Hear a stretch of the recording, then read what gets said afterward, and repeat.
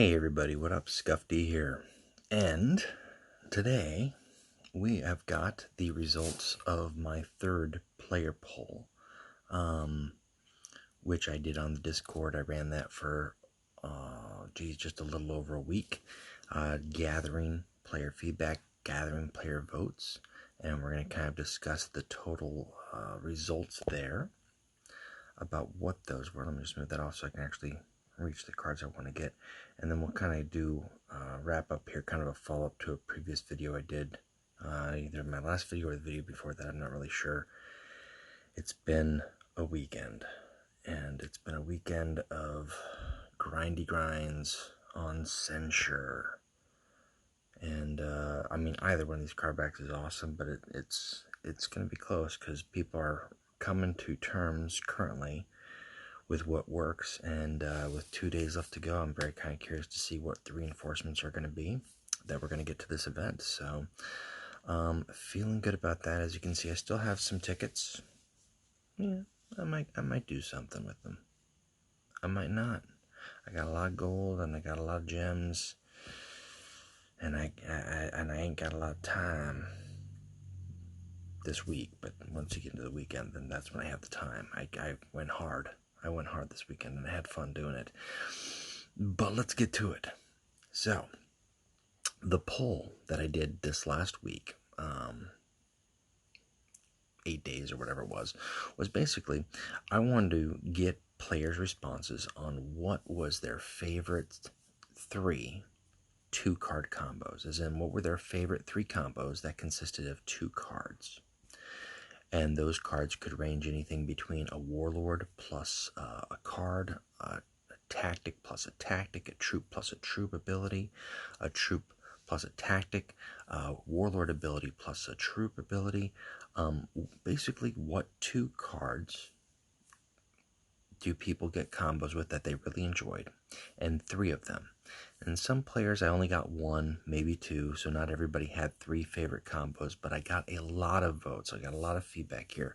I think close to about 60 players, maybe a little bit more. I didn't really tally up there at the beginning, but quite a lot of votes, which is great because I like getting the feedback here, and that kind of helps branch out that this isn't 5 or 6 people who actually took the time to vote, which is always important, but also this is a variety of votes. And I gotta tell you that, man, there was a lot of options. There was a lot of people's feedback, and some of them were just as simple as, this is just my favorite combo, and it's a one of, and nobody else voted with it. And some of them were very similar to other combos, but they're merged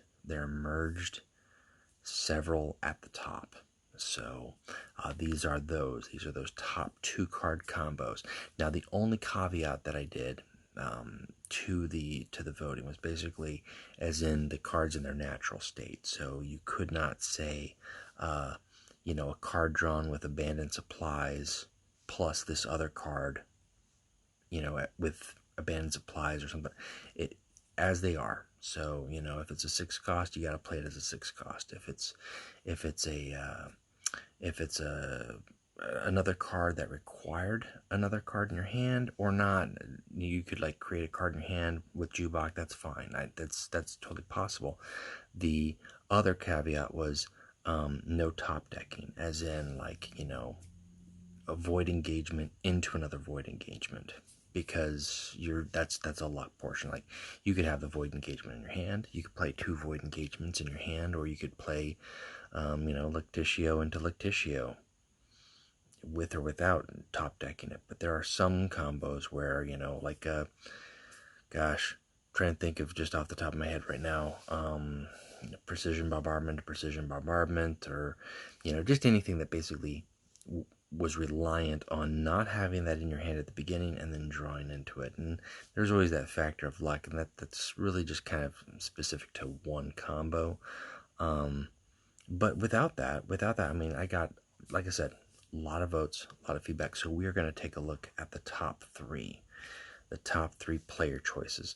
And starting out, I got to tell you, for 3rd place, it is a 3-way tie. So very, very tight voting at the top 3 spots. And part of that was because there's just so many people with different opinions, people playing different decks. If you play World Eaters a lot, you've got your Reliant combos, and those are what you know, and those are what you're familiar with. And maybe you don't get to play with the other factions too often, or maybe that other combo doesn't come up with you enough because you don't play it. But these three combos in the number 3 spot all have one thing in common, and that is board clear. Board clear for maximum return. So first off, and these are all, again, equal votes for top 3. I'm just reading them from what I've got written down. So the first one here that I've got for top 3 is a combination of Curze's Chosen and Rule of Fear. So at a 10 drop, you drop Curse of Chosen. He reduces the attack of all enemy troops by 2. You play Rule of Fear, and that generally is going to clear board. Unless they've got a big, 7 or 6 attack health troop on the table. Anything at 4 or less is gone. And there's quite a lot of Reliant 4 ability troops, so that's a great board clear combo, and it's a destroy all. It doesn't damage all. It just swipes them out. Now the trade-off is that it takes 10 damage, or 10 energy rather, and it does rely on having a legendary. But you keep your eye out on the shop. Curze's Chosen is not to be overlooked. I think all the Night Lord legendaries are good. It can be, Ambassador Melgator the following turn, but if you've played that combo, you've done your damage. You've gotten your value for that. So not bad. That's a good combo. Now my second place number 3 combo also comes out of the Night Lords. And there was, to be fair, the combos in general were spread amongst all the factions, but I think a lot of people have been playing Night Lords recently. Thousand Suns got several votes, and then I think World Eaters are probably the 3 factions that got the most mention for combos.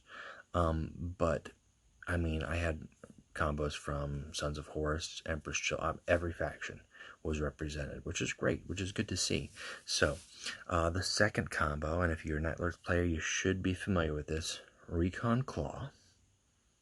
Okay, and if you don't know where I'm going, no, I don't want to stop recording. Oh, hang on, I must be a little over.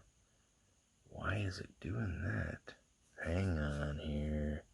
Hang on. There we go. My window must have been a little bit too close to the Mechanicum. Timed Melt-A-Bomb. It's a great 5 energy. Similar but different effect from the 10 energy Curze's Chosen. So Curze's Chosen, Rule of Fear, you destroy everything with attack 2 or less, which should be, again, most things. Timed Melt-A-Bomb, for 5 energy, you're dropping Melt-A-Bomb, you're giving it flank with the Recon Talon, you're paying the 1 energy, and you're dealing 4 damage to all enemies. And then it's a one-trick pony, but it's a very effective trick pony. It's also dealing damage to the Warlord, and it costs less. So, different strokes for different folks, Different strokes for different folks, yo. I said yo. I did it. But I like that. That was actually one of my votes. I think 2 of mine made it into the top 3, and then the other one unfortunately didn't. But it was my own personal preference. But this one is a great way to respond. If your opponent can't get that Recon Talon out of the way, and you still have them, and you draw the Time Melt-A-Bomb, it's efficient and it does its job. So that is also a number 3. It's an even tie between those 2. And then the third one in the top 3 spot is actually out of the Death Guard. And that one here is Captain Yu-Gi-Oh! Heal 2 to your Warlord when a troop dies. Plus Endurance, which on its own is a great card. 6, deal 3, heal 3. That's a swing of 6 for 6. But you throw Yu-Gi-Oh! In there, especially if your opponent has got, 3 ish troops on table that you're getting rid of. You've healed your opponent, your warlord, then for the 3 plus 2 plus 2 plus 2, and you've cleared their board to boot. And then if you've already got, as a Death Guard player, you generally might have your troops on the table. Not only are you hopefully damaging or wiping their entire board, but you are also healing your board, healing your warlord, and generally giving your opponent a bad time. So that is a solid clear. It's a little reliance, a little lower on the damage totem pole than, say, the Time Melt Bomb combo or the Straight Out Destroy Rule of Fear. However, the return value with Yu-Gi-Oh! And Endurance for 9 energy, and you don't have to have these on the same turn. Yu-Gi-Oh! Could be out on the table already. Recon Talon has to be on the table for Time Melt Bomb. Curze's Chosen doesn't have to be on the table, but he is. Generally, you don't have to do it on 10 energy. I guess you could do it 7 and 7 energy deployment 8, but I'm just thinking together. Generally, that's how I play Curze's Chosen. I like to hold them off when I can get max value for that, but that's just me. So again, good value, good return, and it's a great indication as far as this is what the Death Guard do. They are resilient. If you don't see Yu-Gi-Oh! And you don't see an Endurance when you're playing Death Guard, you know it's going to happen, and you know it's going to be at the most inopportune time. This is a devastating and wonderful combo at the same time, so definitely worth mentioning in the top 3. And many other players feel so. This is not my second vote. This is just one that I agree with. I agree with actually quite a few of the votes. I think they're all solid combos. Some of them are outside the box. Some of those are ones that I hadn't really thought of because I'm not playing the factions that are mentioned enough. But a lot of creativity from players, which is great. So those are the 3 contenders for the number 3 spot. It's a 3-way tie for 3rd, which is great. Moving into our number 2 vote is coming from the Iron Warriors, and this is one of my favorites. This is my second vote here, was the Tyranthicos Veteran and good old Harsh Discipline. And there's so many things that you can add to that. You can add Falk's ability, you can add little other pings of damage, you could add Sweep and Advance. I did something today where I stole a Sweep and Advance from an Angron, slapped that on him. But just as a 2-card core, the damage return value for 6 energy is insane. It's a 1-turn thing. You're not going to see these guys around the next turn unless you don't do this combo and you heal them, or you buff their health up. Actually, I guess if you buff their health up, or you've dropped them down following something like Domineers, but then we're getting into a theoretical or 3-card, 4-card combo. So just as they are, 3/6, becoming a 5/5, giving them Harsh Discipline, making them a 7/4 with Bloodthirst, 14 damage. There you go. Nice, very powerful combo. And I also very symbolic in terms of, I think, how the Iron Warriors wage war. It's brutal, and it's grindy, and it's in your face, and that's what they do. They're not so much the world leaders as just, oh man, you just feel like you're whipping your guys and just get in there. I don't care if you're a veteran. You get and you kill, and don't come back. So there you go. That is your number 2. That's your number 2 player vote. And it was just shy. I think the difference between spot 3 and spot 2 was significant. The difference between spot 2 and spot 1, it was a neck and neck battle. And the last day really just kind of made the decisive factor. I got 1 vote in to lock in what our top 2-card combo is. And if you are not a stranger to Alpha Legion, this should not surprise you. But it is Pale Spear and Orbital Base. And that is just a wonderful 2-card combo. Let's go to, is Orbital Base? There we go. boom. Shuffle your hand into your deck, draw a similar number of cards. Pale Spear in of itself with Alpha Legion is just a ping throughout once you get it applied. But with Orbital Base, it basically becomes a second win condition if outside of Harrowing. If you've got a beefy hand, even on 8 energy, if you drop the Pale Spear and you do Orbital Base within the same turn, you could potentially shuffle in 8 cards and deal 8 damage. Or, shuffle in 7, deals 7 damage to the Warlord. That's just mean. It's frustrating when an opponent sees it's like, oh, here comes the Orbital Base. Yep, alright, you got me, type of thing. It doesn't do anything to the board. It's very efficient. It's a win con, and I think that's the one thing that it just gives it. It's very clean, too. It's a straight...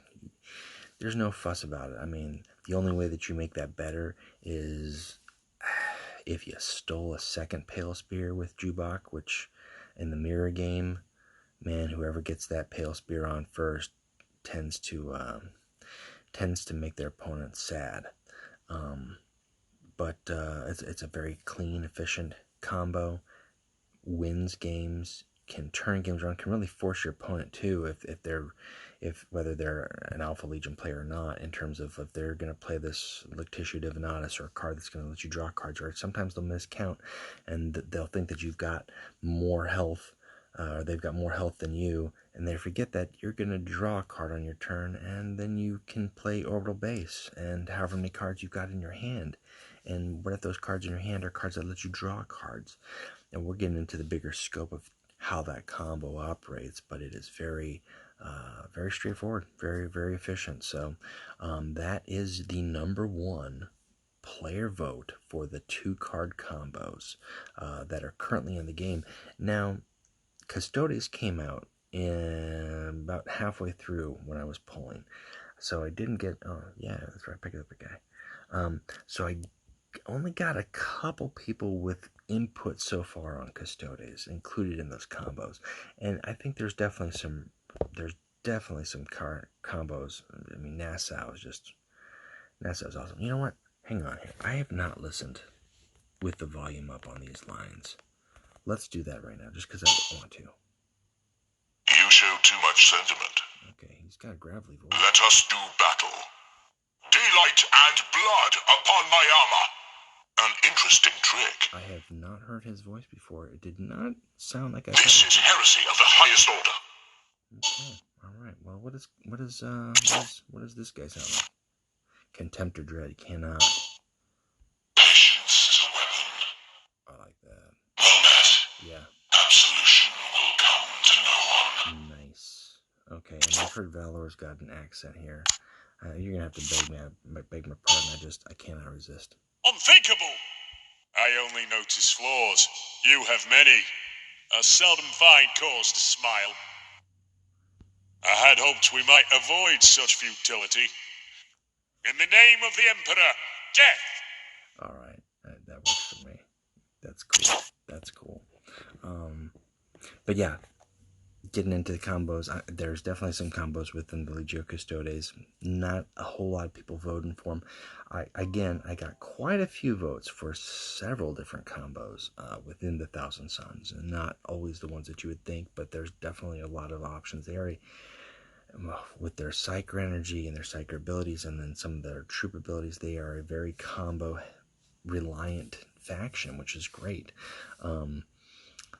Some of them are close, but not close enough, and the like I said, those top 3 slots really rose above the rest, and it was quite a lot of votes, a lot of variety, ranging from something just as simple as, a one-trick pony. This is a thing I like to play in my game, versus, these are,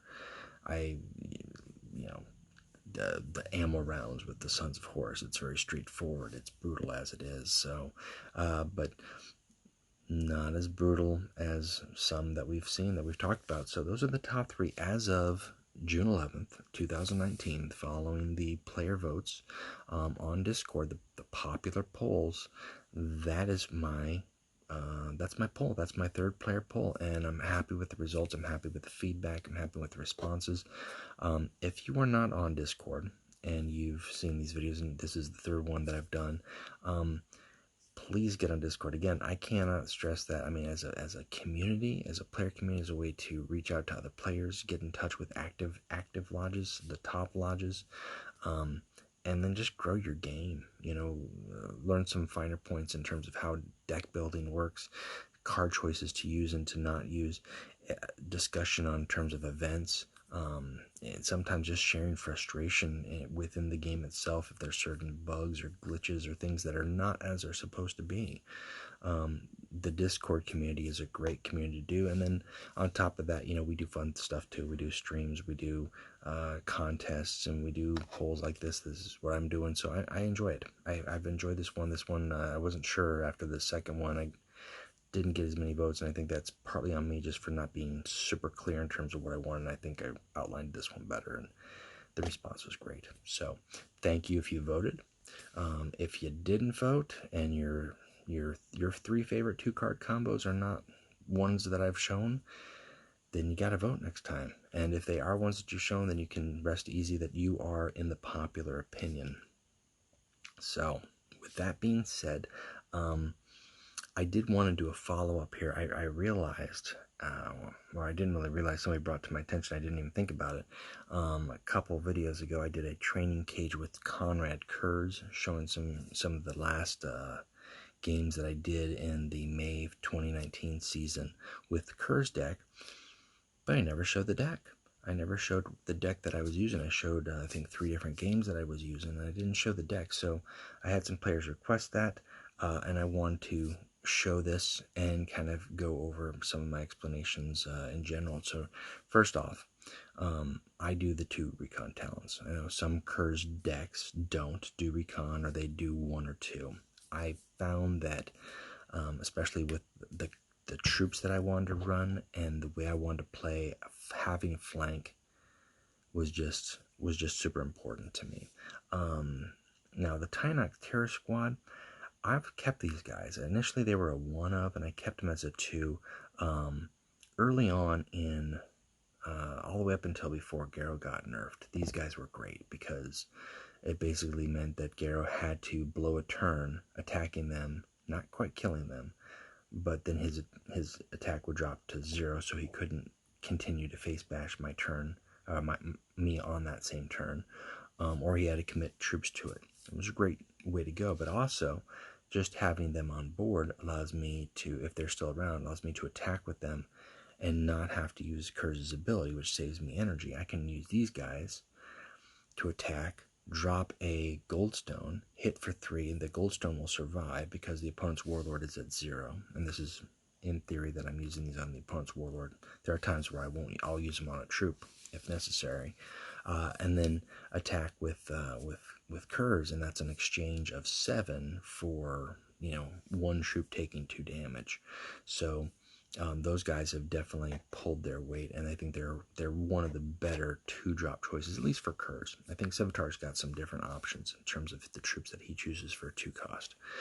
I definitely went with the 2 times abandoned supplies, and I went back and forth on that, and I'm happy with the 2, primarily because I have a lot of the crucial 5s and ups.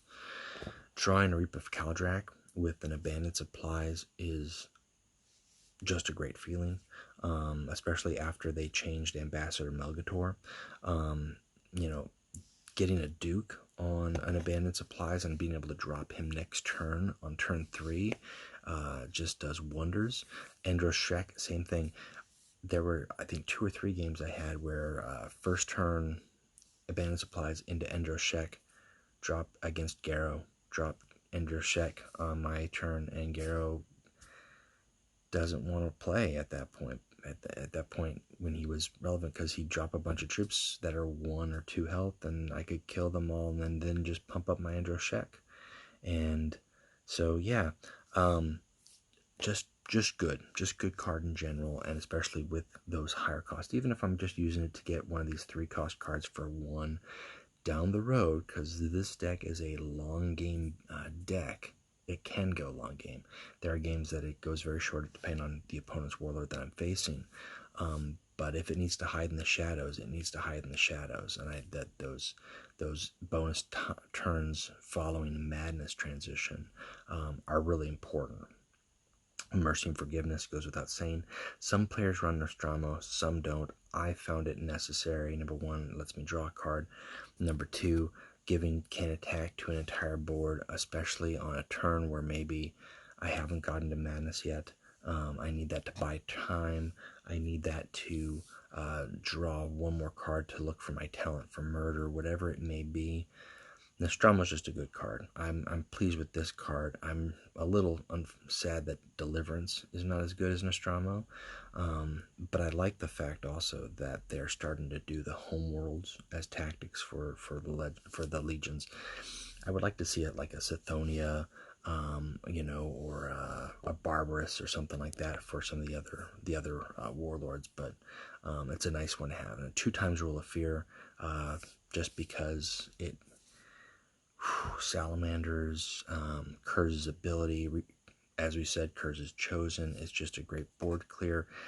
There are times where there were some games like 2x Rule of Fears against solo Angron is not going to do much for you. It sucks when it's dead in your hand, but your opponent doesn't know that's what you've got. Ecratez is really important for healing. Along with the Pi Alpha 52s. Now, I only had one in here.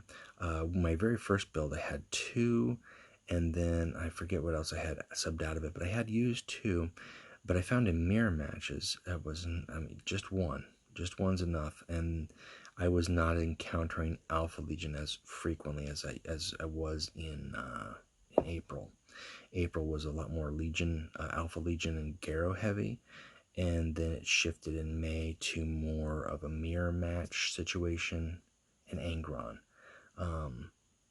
And that's not, I'm not saying that that's the majority of what I faced. I think I just faced those two warlords a little more than I faced others, because I faced, Horus, Corax, Tarvitz, Fulgrim, Lucius, even Bile.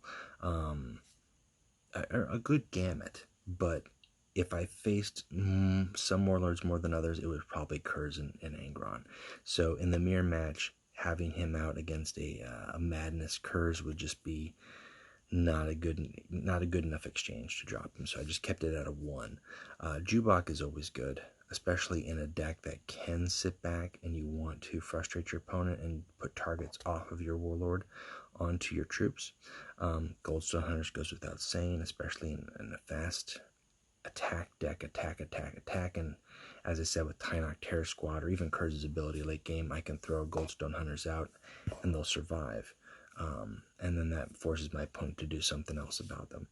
Asteroid's Belt as a 1-of is good in this deck, especially because if you can get the Raven out one turn ahead of your opponent, that's wonderful. Having 2x Asteroid's Belt, I don't feel comfortable with in this deck. If there was a deck that drew more cards, maybe, but this deck has just got a little bit of tutoring. Getting this on curve is, it's a godsend. It's great. It really opens a gap sometimes. Now, Talent for Murder as a 1-of, there are sometimes I like to take it as a 2, but you hold it for when you know you need to, and depending on what warlord you're facing, you know what their big thing is that they're going to throw at you. If it's a vehicle, if you're facing Draeger, you want to use it for his first big vehicle or his first vehicle frontline, or if you've gone into Madness, save it for that thing that you can kill and then stay in Madness. And if you've locked it as a can attack and it doesn't have an ability, you've got next turn to get rid of it, especially if it's a frontline. Again, as I mentioned in the training cage, I had one time Melt-A-Bomb and then one Copper Mode, and that was, the Copper Mode was especially a deterrent against Angron and Garrow. And eventually I switched that for 2, and generally it wasn't a bad decision. I don't feel bad about that, but it's not a must-have. Beast of Fire, I made room for that puppy. I will always make room for that puppy.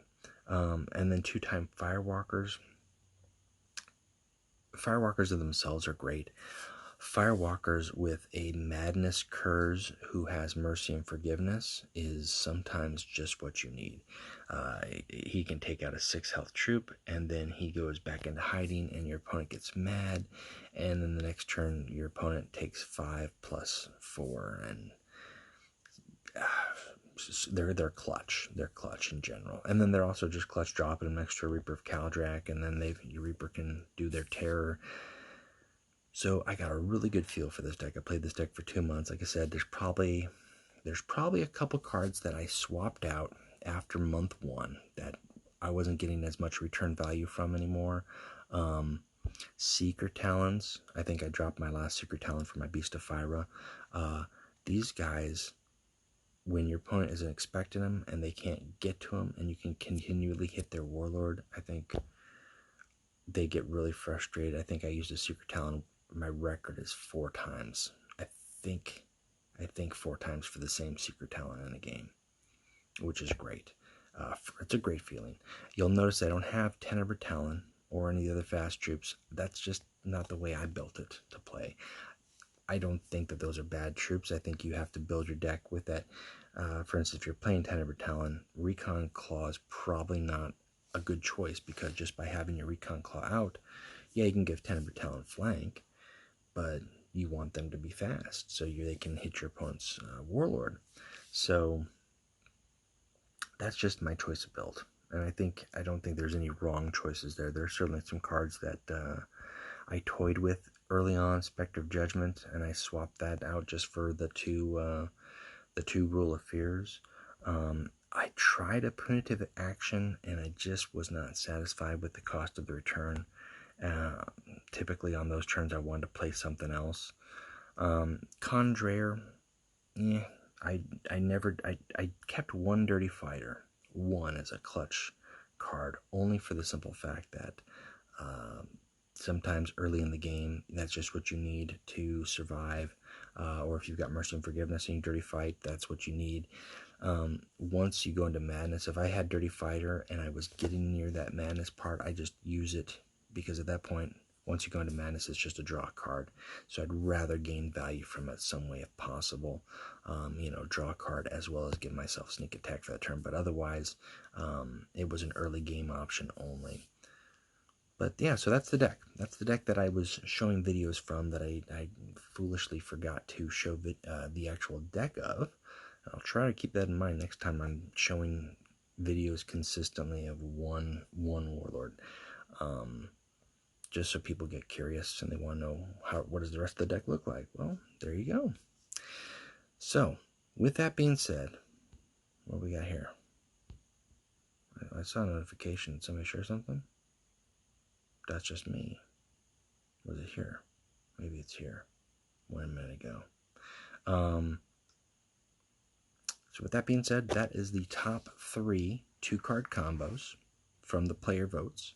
That is the follow-up for the Curze deck that I did a couple videos back.